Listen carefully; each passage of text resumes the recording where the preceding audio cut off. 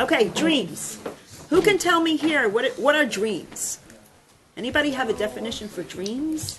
Something not reality. Something not reality, yeah? Subconscious. Subconscious, okay, very good. You're very much ahead, Elizabeth. I like it. Anything else that you can say what dreams are? Oh, things that you want to happen, that is also dreams, right? Very good, excellent.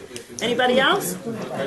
Our emotions. Our emotions, okay, you're getting on the track. There Our you go. processes throughout the day. Processes throughout the day. Okay, it's interesting because there are different types of dreams, and all of you are saying the different types of dreams, which is very interesting.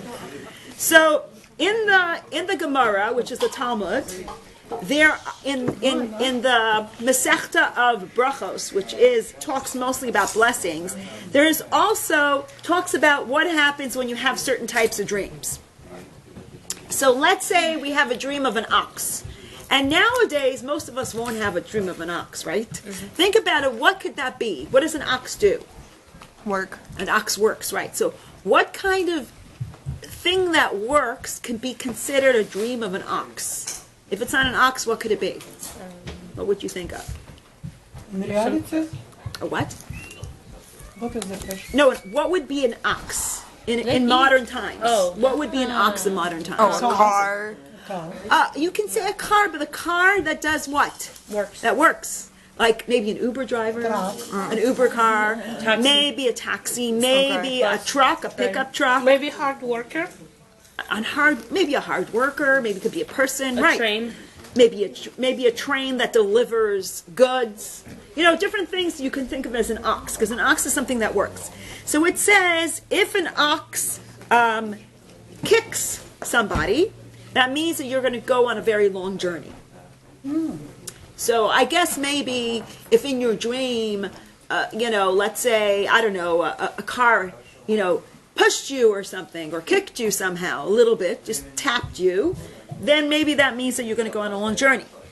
Also, if an ox bites you, then it's something that you're suffering.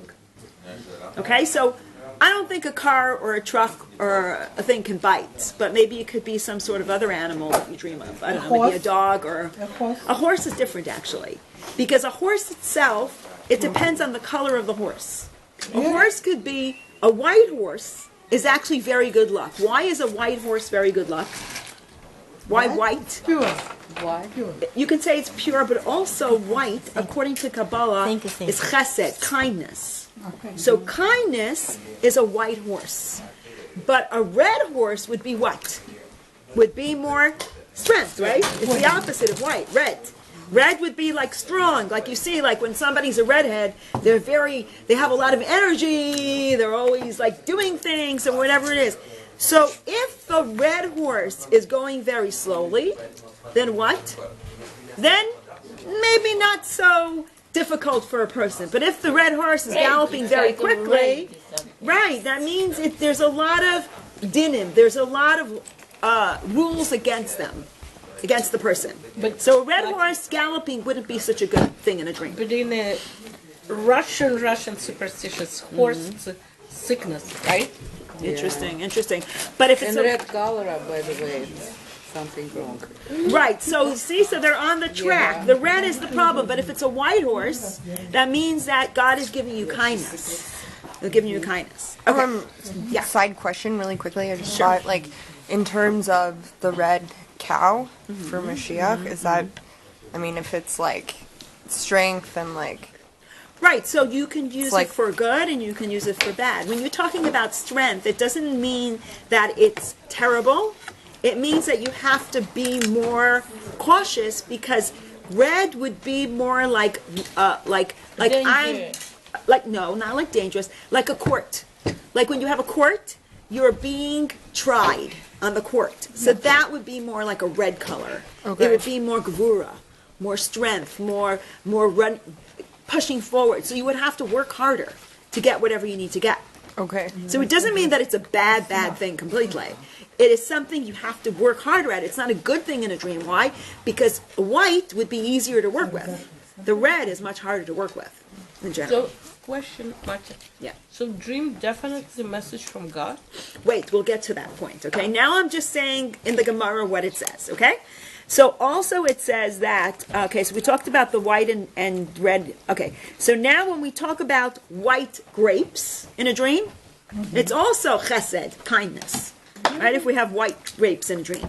If you have black grapes in a dream, if it's seasonal, it's okay. If it's not seasonal, it's not good. Okay, if it's black. So it looks red, it's not good. Black. I was just saying black. Oh, black? I was just saying black grapes. I wasn't saying red grapes. I was saying black I thought grapes. the red. What's black grapes again?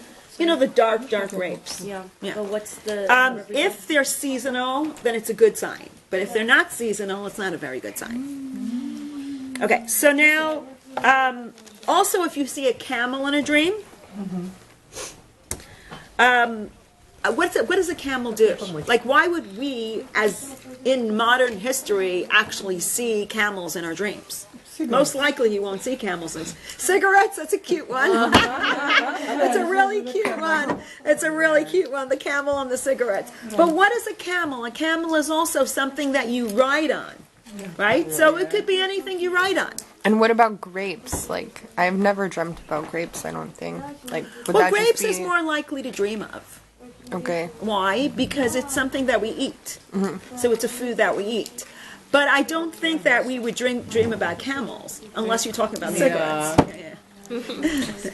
So a camel, when you dream about a camel or any kind of riding animal that you ride on, it is that death was decreed, but you were saved. Okay, that's what it means.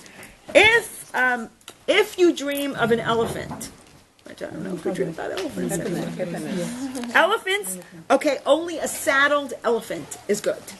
An unsaddled elephant is not good. Monkeys, apes is not so good to dream about. Seriously, Mom? Seriously. Monkeys, Monkeys and apes are not the greatest things to dream about, according to the Talmud. apes. Apes. Ну, Apes. тоже как обезьяны. Apes. Biziana? Обезьяна. Yeah. So animals are good to dream about, except for elephant that's unsaddled and an ape. What Those about are dogs? things.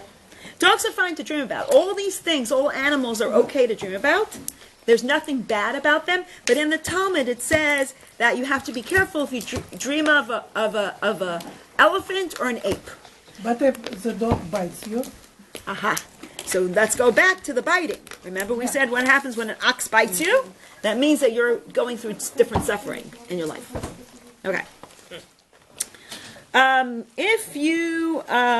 собаки мне If you're saying Shema in your dream, that means you're on a very high spiritual level, which is interesting. If you're saying Shema, you know Shema Yisrael, you know, before a person passes away, he says it, or you say it in the morning and the evening. If you say the Shema in a dream, that's a very good omen. That means that you're very high spiritual level, because most people won't dream that kind of stuff unless they're really on a high spiritual level. Also, if you're in the middle of praying, that's a very good omen too. Also, if you dream of stalks of wheat, but it could be flour nowadays. It doesn't necessarily need wheat, because nowadays I don't think anyone dreams about wheat because we don't see the wheat. But I would say it's either bread, or you're dreaming about bread loaves, or you're dreaming about the flour with the bread loaves. That's actually a good sign, because that means peace. It means you're having peace in your house. Also, Bakery counts? Like, what? bakery? Like I think cakes? bakery would be the same idea, because Okay. it's like, in other Bakery words, is good. we talk about wheat and then you talk about bakery. I think it's a combination Connected, of yeah. connected, right? So that basically means peace. Why? Because it says there are certain verses in the Torah that have words connected to it, and the word for wheat, it talks about peace in the Torah. So therefore, they decided that wheat and peace is connected. If you dream of a vine with fruit on it, like one of those big vines with fruit on it, that means it means you won't miscarry, you'll carry a baby to full term, which is a beautiful dream, I think. What if you're not pregnant? Well, it could be your child, it could be your cousin, it could be someone you thought about, your friend, it could be your grandkids. You know what I'm saying? It doesn't have to be you personally. Okay. Okay. When you dream about person who died, but you dream that, like, you connect communicate like it's alive, of course. Okay, so that's a different topic. We'll get to that topic in a minute, okay? Okay, so these are different ideas. I mean, it doesn't mean that everything is exactly the way it says it, but these are a few different ideas. In the Talmud, it talks about different kinds of dreams. It also says if you dream about a goat, you'll have a blessed year. Also, if you dream about myrtles, you know how you have... Today her husband's Yotzes. Oh, what's his name? Gennady. Gennady in Hebrew? Jewish name? Gennady Ben David. No, he doesn't have. Gennady ben David should have an aliyah, and we should dedicate this class in his memory. Amen. Okay, so if you see a myrtle, which is hadas is one of the 4 species that you use on the lulav on Sukkot. You know, you shake this ring thing on Sukkot. So one of them is called hadasim. That means that you'll have a good year for property. And if you don't have property, you're going to inherit property. What is that? I missed it. Hadas is those myrtles that you remember on Sukkot, you have this big lulav, and then there's these myrta, right? If you Dream about it. it's like an herb, but it's a long one with the little Yes, like small little leaves, right? So when And if you dream about it, that means you're going to have a good year with your property. And if you don't have property, it's possible that you'll inherit property. Okay. Then if you dream about a tarnigol is a rooster. If you dream about a rooster, it means you're going to have a son. If you dream about many roosters, you're going to have many sons. Sons. Children, many children. Yeah, sometimes we have a dream of a rooster. That's possible. It's very possible that we could dream about roosters. I'm still upset about the ape. I dreamt about monkeys. You know what? You can't say exactly. You have to go through the whole detail of the dream because each person has a dream about something else. Even if you dreamt about monkeys, there may be something good within the dream. You have to talk about the whole dream and then understand it, okay? This is just And maybe ideas. it wasn't an ape. Yeah, maybe it Yeah. was. No, but in other words, if you don't know the person and you don't know the details of the dream, you can't just say, oh, you dreamt about apes, oh, blah, blah, blah, blah. No, you have to know the detail of the dream too. Okay, what about eggs? What if you dream about eggs? fertility.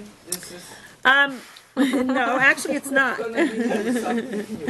So, in other words, you requested something and you're supposed to get something, but it's hidden.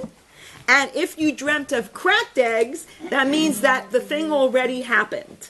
In other words, the good thing that you were supposed to get already happened.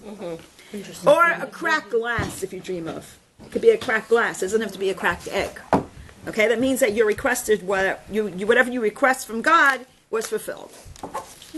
So this is just an ideas. I gave you little ideas just to make it interesting and exciting.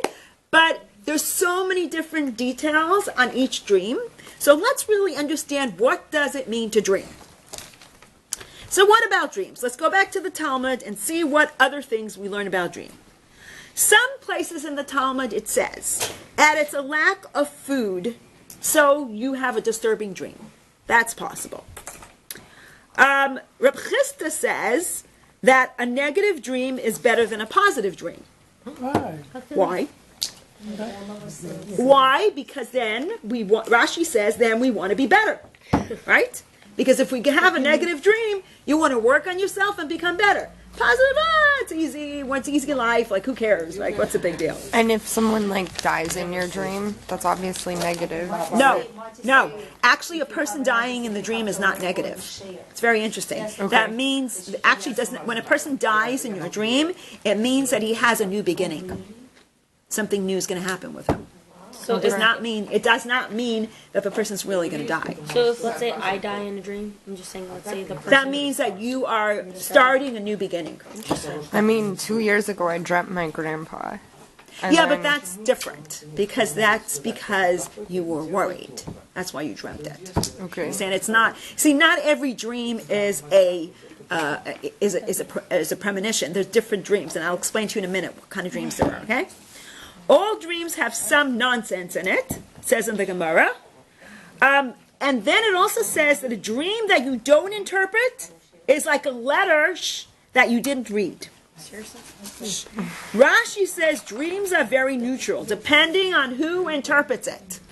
So if you want a dream interpreted, go to your friend. Don't go to somebody who's going to say something bad. Go to a positive friend. A person that's very positive in general, go to that person, because as you interpret the dreams, that's how the dream becomes true. So there's a difficulty here in the Gemara also, that God speaks to the prophets through dreams. But dreams also tell lies, and dreams is also nonsense. Like, how could we understand all these different types of dreams? First of all, we see dreams through our own lenses.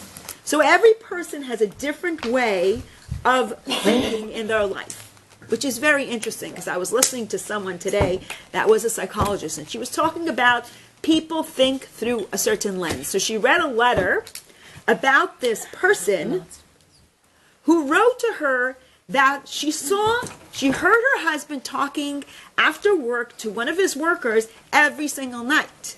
And she got upset. She says, maybe my husband is having an affair with this woman from work, and maybe he's like my father who cheated on my mother. That was her way of thinking. Now, a week later, she received another letter. And the other letter said, my father passed away, and my wife does not understand what it means for a father to pass away, so she doesn't get me at all. And every single time, she's very irritated with me the whole time. Every time I eat something, I chew something, she gets nervous, and she doesn't like when I chew food too loud.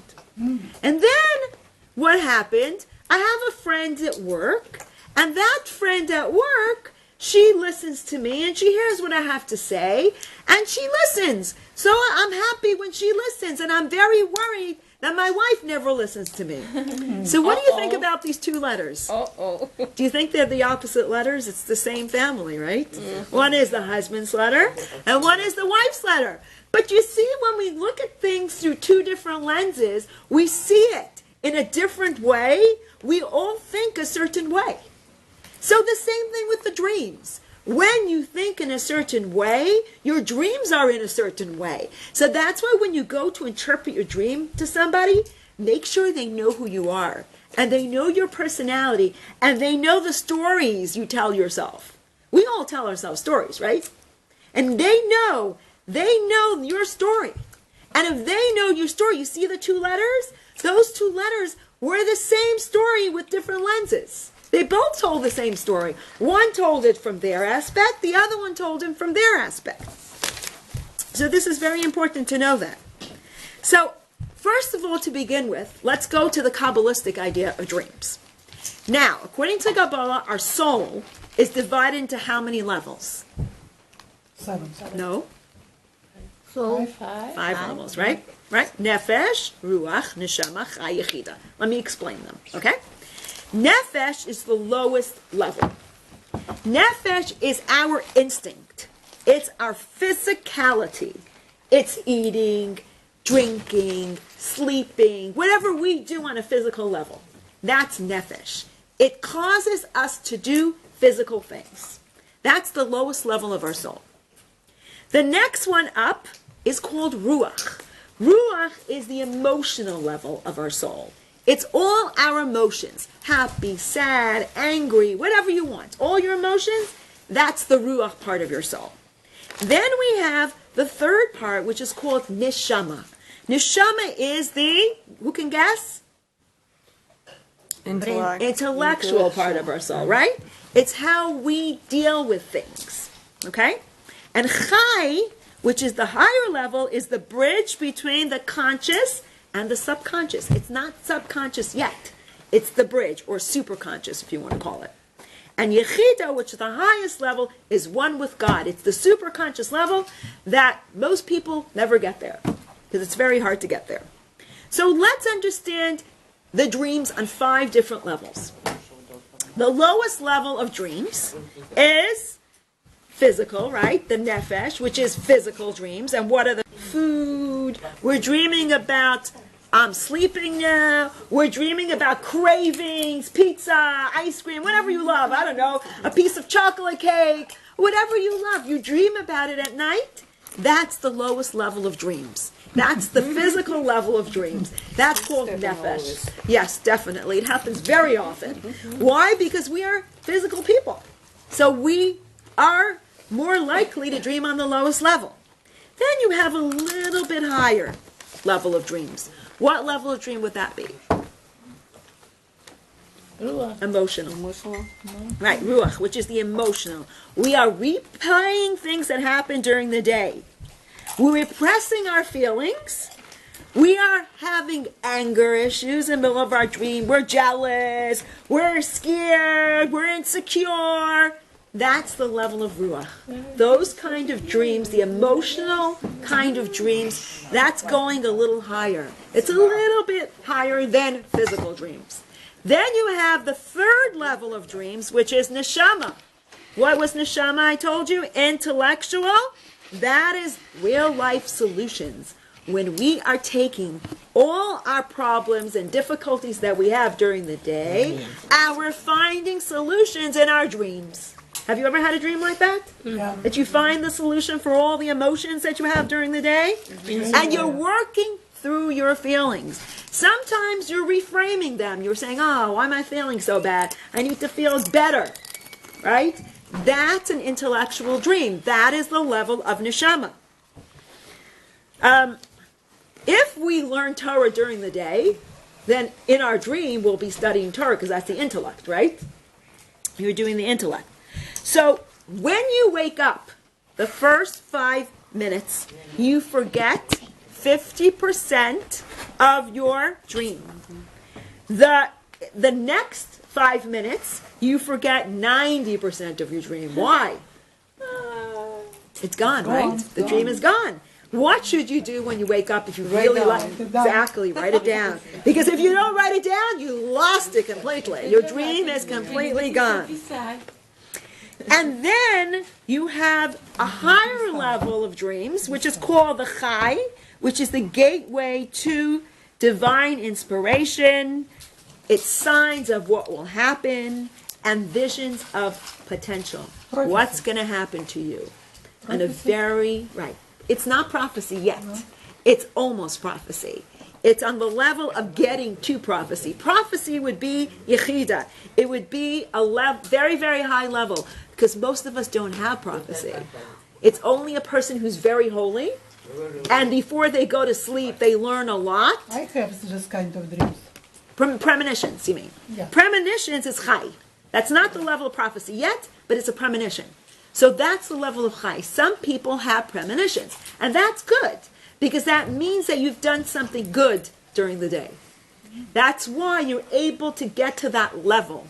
So as we sleep, we can go into different levels. Sometimes our soul stays on the lowest level. Sometimes it climbs a little higher, sometimes a little higher, sometimes a little higher.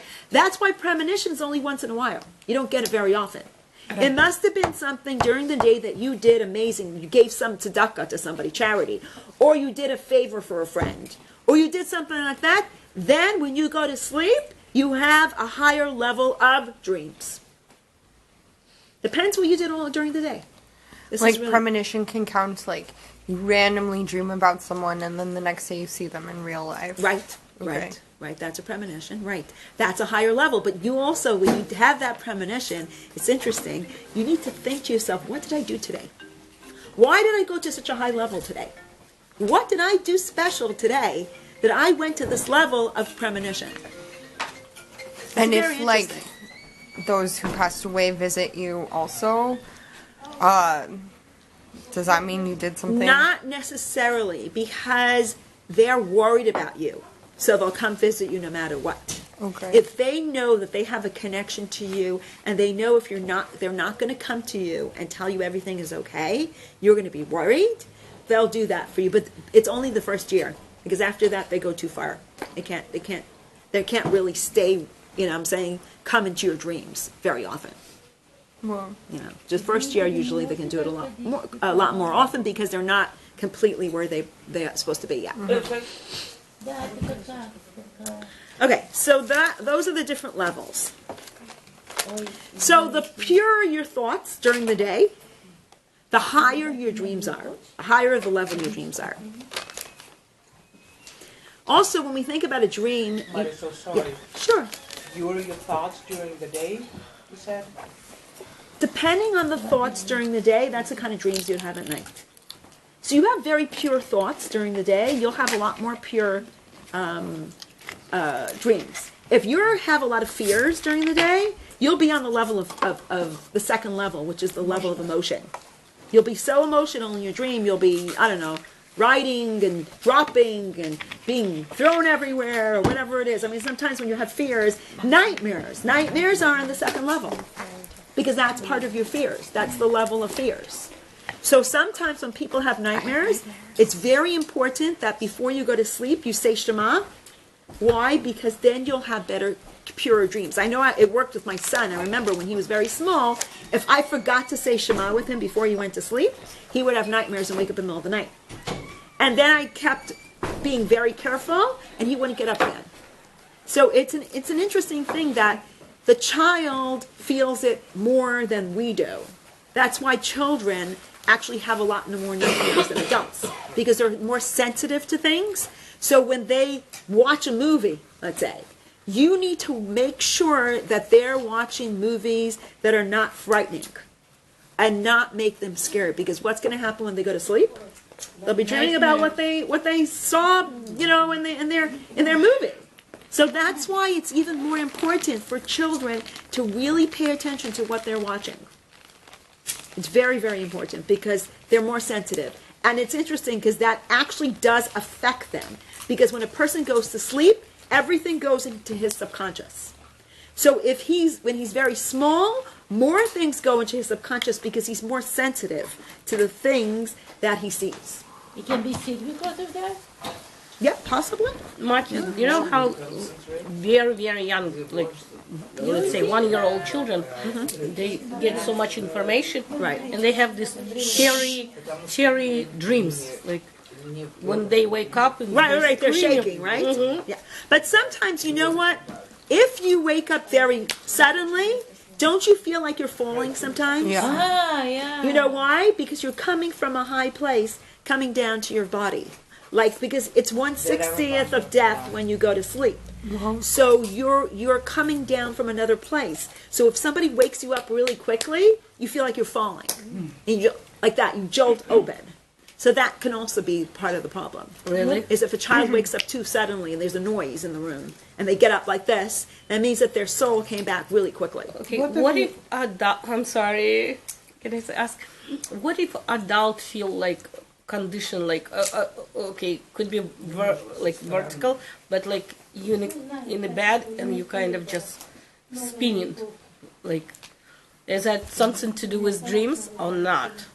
Yes, it's your soul. Your soul is going all over the place. Your soul is not resting. You know, and you probably didn't have a very restful day either. You probably have a lot of thoughts in your mind, and that's why everything is spinning. It's all connected to what happened to you that day. A lot. I see. Not just your dreams are really connected to your conscious self that's being filtered into your subconscious, like a computer. You know, all day you're watching things, looking at things, and what happens at night? It gets downloaded. It downloads it into your psyche. Yeah.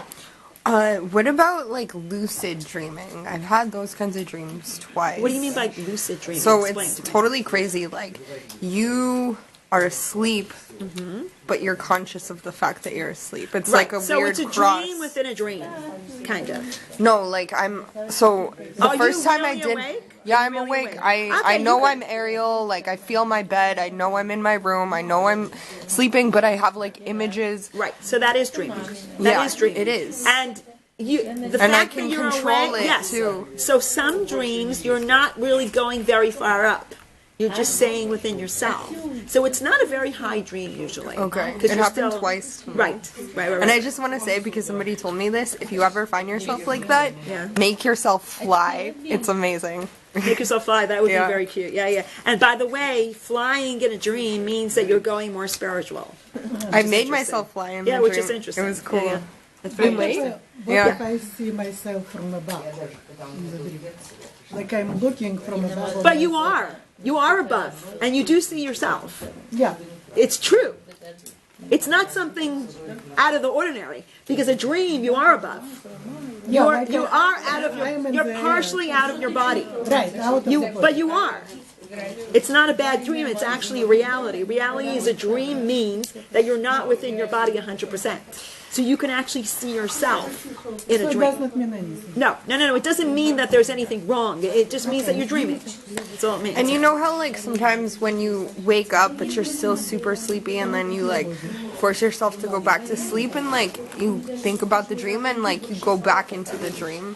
Yeah, you can do that. Sure. Okay. I mean, dreams, people have dreams, I'd say, I don't know how many dreams a night. I think it's 13, 14 dreams a night at least. Yeah, at least. We just don't remember most of them, but we dream all night. Okay, so which kind of dreams are true? Okay?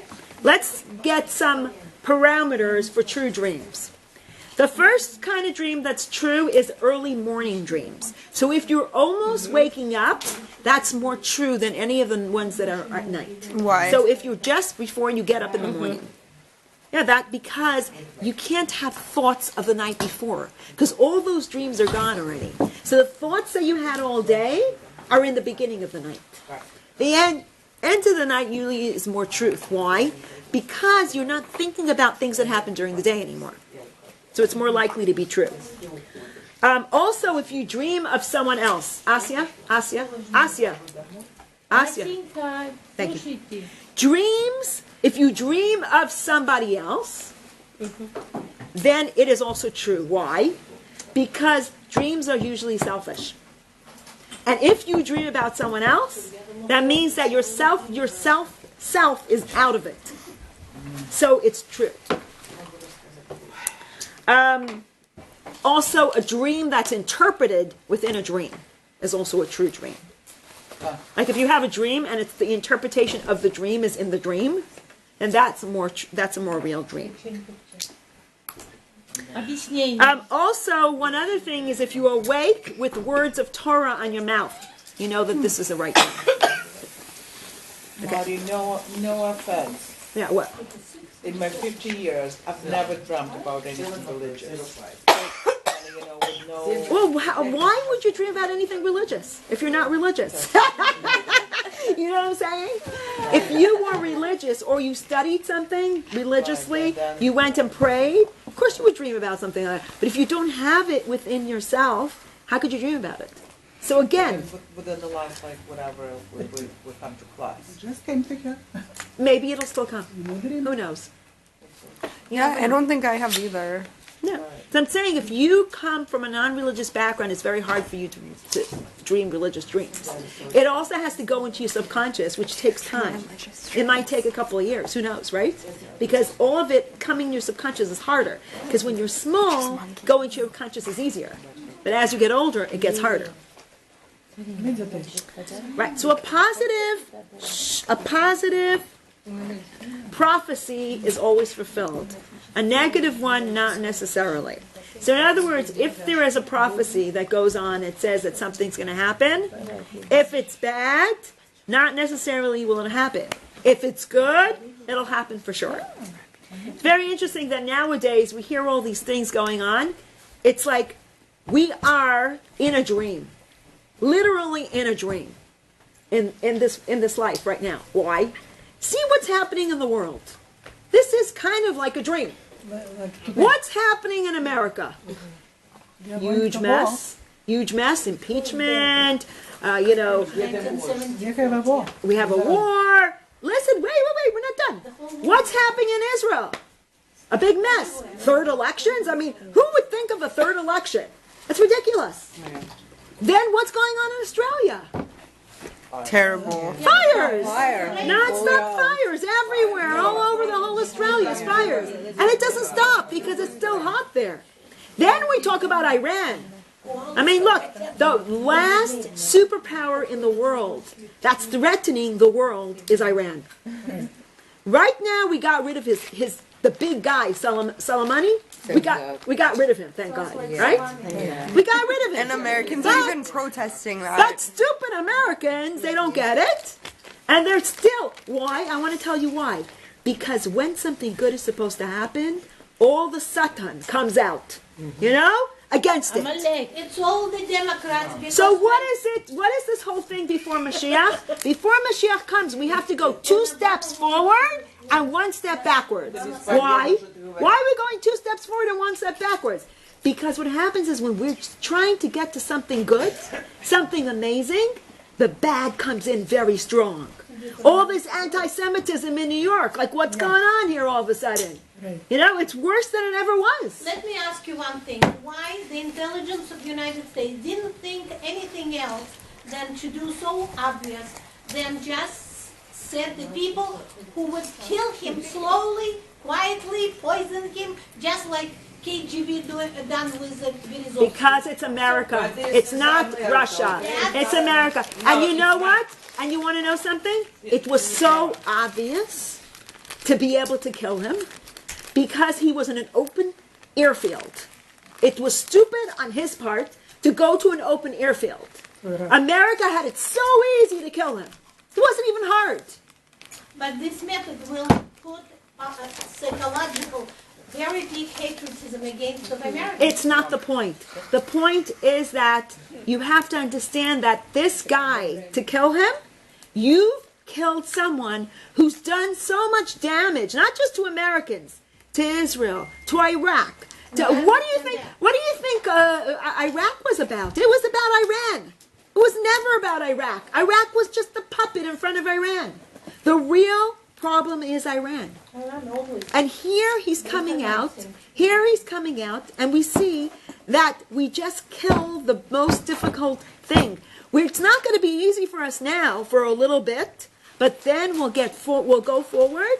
And it'll be the end of the big regime, which is the worst evil in the world. Iran is the worst evil. Obama, this evil. That's right. But that's why, thank God, we have Trump now. Never mind. Okay, thank God we have somebody in the White House that's able to figure this out. And I understand the Democrats want to get rid of him. That's another Satan coming in. But we will overpower. This world is going big mess. There's a huge mess in the whole world right now. And this is something needs to happen. There's no way. We are dreaming now. We need to get out of this dream. And we need to get closer to where we belong. We need to all do goodness and kindness for other people. Do as many good things for other people in the world to take away all this darkness, so that we can bring only light to the world, so that it'll only be peace in the world forever. And it says, Shir Hamalot B'Shuv Hashem, when God will bring the Jewish people back, even though Hayinu Kichomim, we were like dreamers, but we will come back. And we'll be able to get where we really belong. We see, it never could have been like this if not for having Israel. Now that we have Israel, at least we have a Jewish state and a Jewish place that if anything happens, we have a place to go. After World War II, we didn't have a place to go. Now we have our own place to go. And in Mitzvah Hashem, we should see it very soon. Amen. Yeah. Amen.